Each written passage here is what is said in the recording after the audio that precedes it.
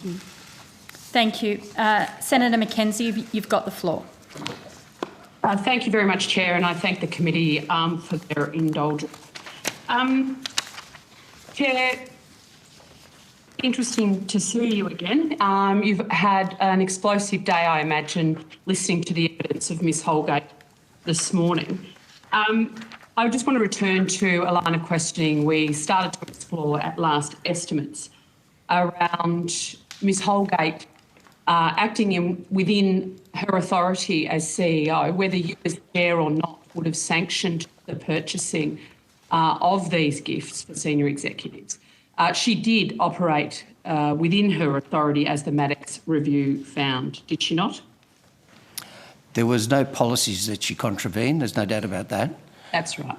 But thank you. But just sorry, Chair, that's my understanding too, but in her submission, and I think Ms Camp this morning also spoke to this, this is not a unique situation in Australia Post. Ms Holgate in her submission talks about employees receiving watches, cars, tickets to the Olympics, etc., as, you know, incentives for good work for executives. Is this the case? I'm sorry, I missed that. The last part? Well, is it the case that within Australia Post, the seat of non-financial incentives by senior executives is business as usual? This is not a unique situation for Australia Post. I think the value of these gifts is a unique situation, but you're right. So is the value of these gifts less or more than the tickets to the Olympics by previous CEOs handed out? The other watches purchased, the cars? With regard to the previous CEO and times that I wasn't there, I can't make any comments. I don't know what was given, what was received, or what the values were. So just to be clear, Mr Chairman, you actually don't know whether this is business as usual or not? That's right. Certainly the investigation we looked at showed that while there are rewards being given, most of our policies very much limit those rewards. These gifts were exceptions to that. Senator McKenzie. Mr Di Bartolomeo, yes. Is evidenced to this committee by licensed post office owners themselves about quite excessive gifts given out by the former CEO, the $5 million man, Mr Fahor. If you can't provide us the answers we need, can I encourage you and indeed insist that you go back to your organisation, talk to your CFO, talk to people that were around at the time, look at the accounts and get back to this committee with what is, I would argue, and the evidence absolutely suggests, business as usual for Australia Post are these sort of non-financial incentives to senior executives. And in fact, Ms Holgate's efforts in this regard are a drop in the ocean when compared with previous examples. So if you could take that on notice. Take that on notice, thank you. If, as you say, Ms Holgate and the Maddox report bears out, acted within the boundaries of her CEO, didn't breach internal policies, can you explain to us why she was stood down? First of all, she did not act within the boundaries of the AP's GP Act, as she was obliged to do so, as the Maddox report identified.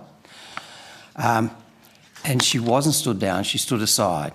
And I strongly... What's the difference, sir? And I've noticed that difference between stood aside and stood down. What's the difference?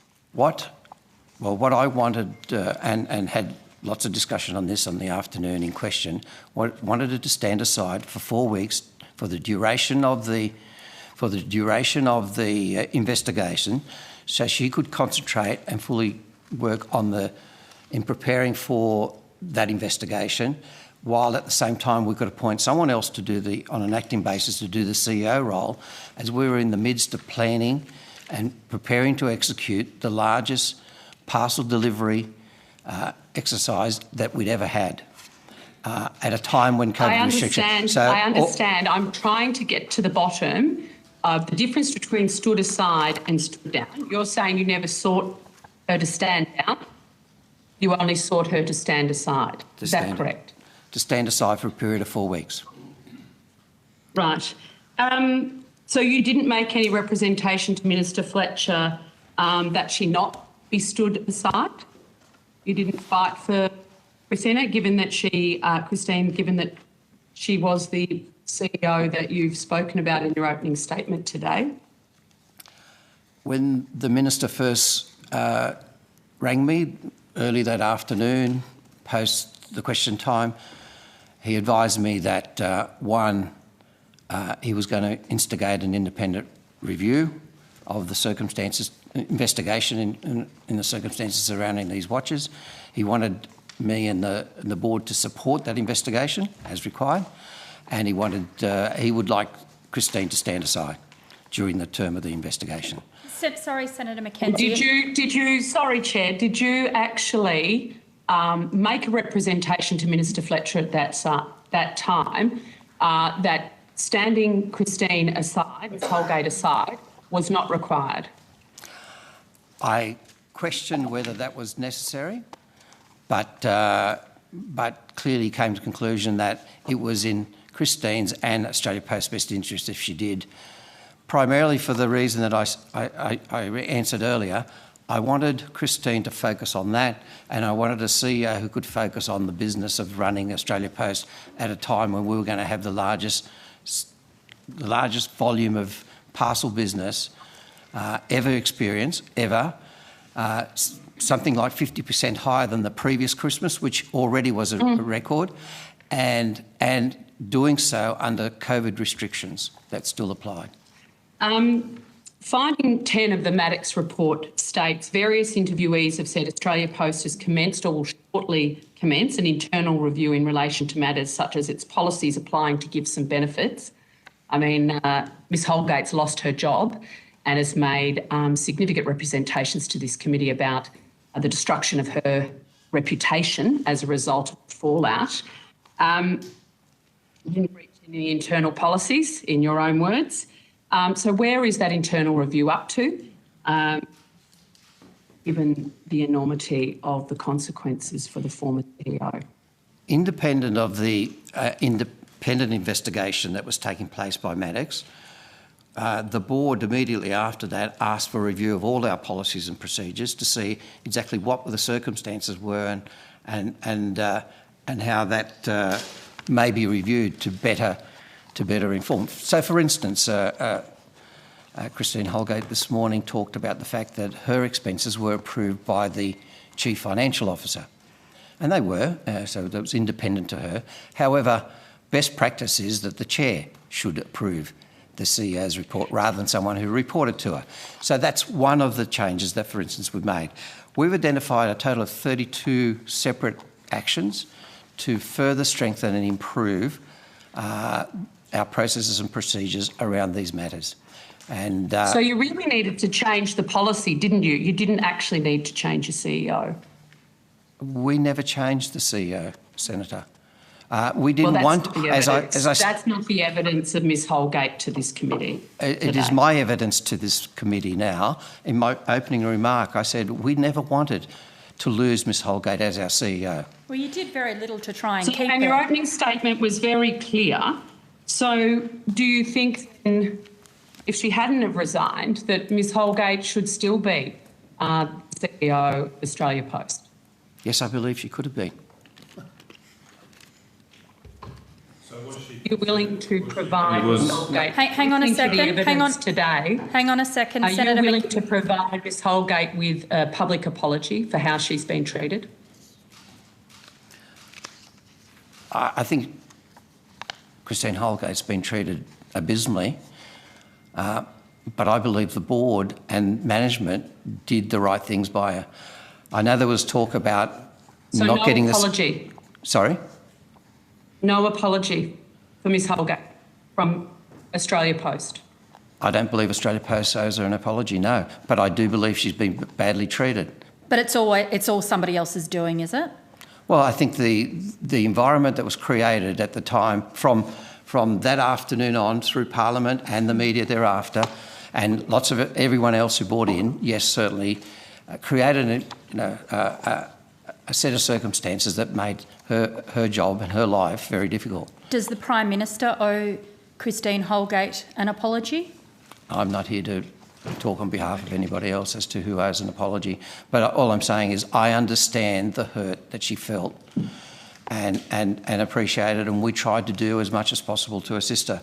I mean, Sue Davies, who was giving evidence here before me, was provided as the person to assist. It was Australia Post who, gave her the time and the permission to do that role, and I think she did it very well within the limits that could be had. I mean, I certainly was very conscious of her state of being. I spoke to her the next morning, on the Friday morning after the 22nd.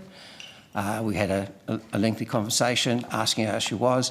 I had a similar conversation I attempted to have a similar conversation on the Sunday morning, but she didn't take my call.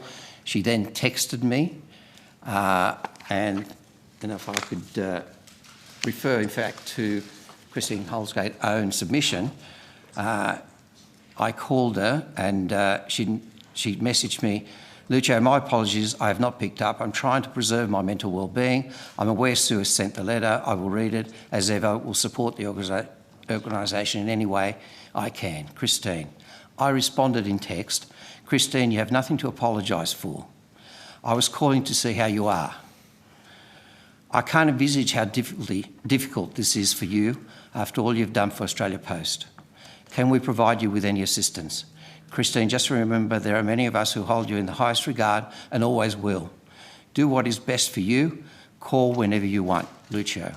That was my text to her. Thank you so hang on a much for second. that evidence. Senator Mackenzie has another question, and then we'll go around the room. Thank you. Thank you very much. And I'm really going to the business questions now at the moment. We've heard some evidence about the BCG report, which the last time we saw each other, Mr Di Bartolomeo, you couldn't quite recall whether you'd seen a final draft, but I'm pretty sure you've seen the final draft. And we know the contents of that report really went to significant structural changes for Australia Post that would have very much detrimental impact on rural and regional community post offices. I'm going to Ms Holgate's additional submission from this morning, where Australia Post received a letter from both shareholders' ministers acknowledging your own letter from the 24th of February, encouraging further cost savings consistent with those from the BCG review. One of the initial steps is for the shareholders' ministers envisage that, and I'm quoting, that BCG's findings should be taken into account as the corporate plan process is developed. So my question is, given what we heard about what was contained in the BCG report, can you guarantee for 2,500 LPOs out in the community and rural and regional Australia that Australia Post will not divest of your parcel division, and that you will guarantee no job losses in retail post offices as a result of the adoption of the cost measures that you're incorporating into your corporate planning process? A few comments about the BCG report first, and I'll come to your latter questions. Yes, I did see a draft of the BCG report. It was presented at a board at a lengthy presentation, lots of slides, etc.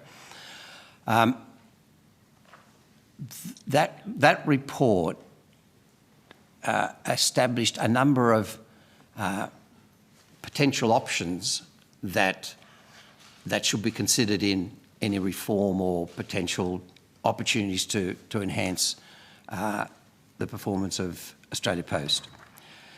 There were no recommendations in that report, and if that was the report that was sent to the government, then it doesn't have any recommendations on what should take place. It simply I know it identifies a doesn't number have of... specific recommendations. We know it doesn't have specific recommendations to that, but it does outline ways to cut costs. Correct. And one of the grave concerns for LPOs is that they will once again bear the brunt of cost-cutting measures by Australia Post. Okay, well... Can you guarantee that will not be the case? I can guarantee that the work we're doing today in our corporate plan, the corporate plan that is currently in place, and the new corporate plan as our annual strategic planning process is in place, we have absolutely no plans to change the LPOs and particularly the rural and regional arrangements. They are not part and So parcel. there won't be any job losses as a result? Rural and regional community. Well, we certainly posts. won't be closing or reducing any of the LPOs. Now, whether they bring about make any job business losses, decisions I don't. because it's unviable. Okay, hang on. Senator Mackenzie, we are going to have to go on to other senators, Okay. so just... Thank you.